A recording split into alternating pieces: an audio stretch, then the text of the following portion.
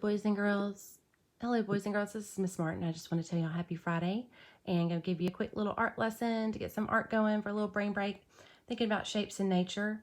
We have recently been talking about Georgia O'Keeffe, and she loved the lines that can be found in just everyday shapes that you see out of nature. So I challenge you today, if it's not raining and it's not storming, if you can go outside and find a leaf or even a blade of grass and look at it closely like you're a scientist and see what you can see as far as what the lines are doing in that shape that you found in nature.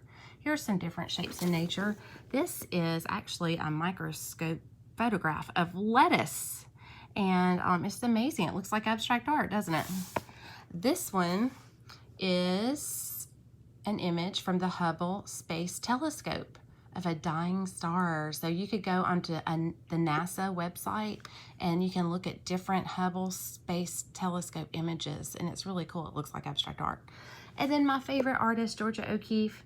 Did you know that she was inspired by the lines and shapes of nature throughout her life? From the cow skulls that she would collect when in the desert of Santa Fe, New Mexico, that we talked about in class, to even just things like a shell or a flower. So I'm gonna remind, we did this together, but here's another lesson on doing a Georgia O'Keeffe inspired drawing. It's a poppy. It's a type of flower. So to do the poppy, what you're gonna do is you're gonna start out by making a U shape. Remember how we did that?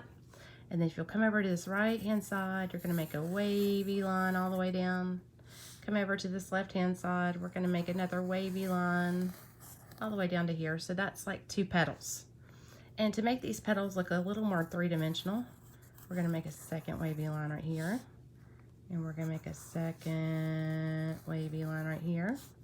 And then we're gonna put these little detail lines in. This is where the petal, kind of like the veins inside your body, carry the water and blood and important things throughout our body. Well, petals have veins too, to carry the water and the nutrients from photosynthesis and from the soil up through the flower. So we've got 2 petals.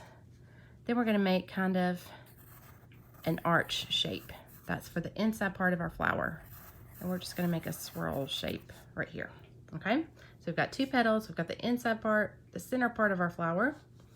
And that center part, if you can imagine a line right here, comes right about here. This is our stem. All right, so we've got a front petal. This petal's behind this one, opening up a little bit to see the center. Now we're gonna make the petal in the back. So we're gonna do kind of like a mountain shape. Wavy line up, wavy line back down.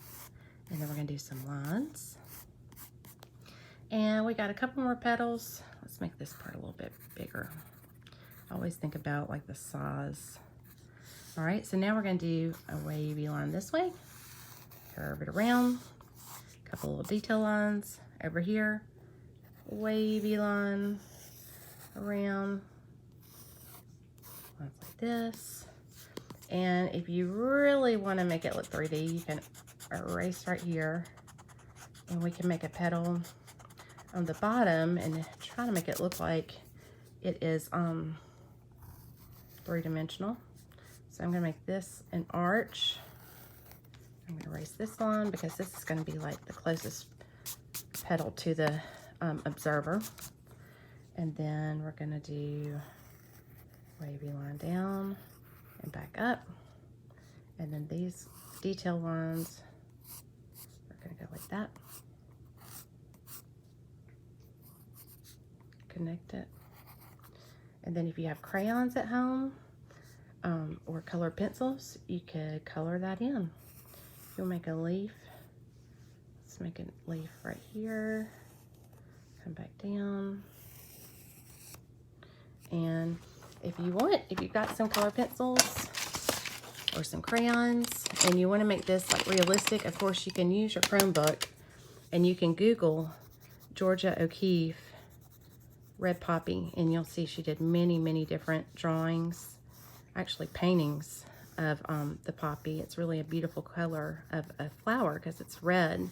And to make it look realistic, of course I'm doing this quickly, but if I really wanted to take my time, I could get it very detailed. But I wanted to show you, to make it look realistic, this part that's folding over, make that part a little darker.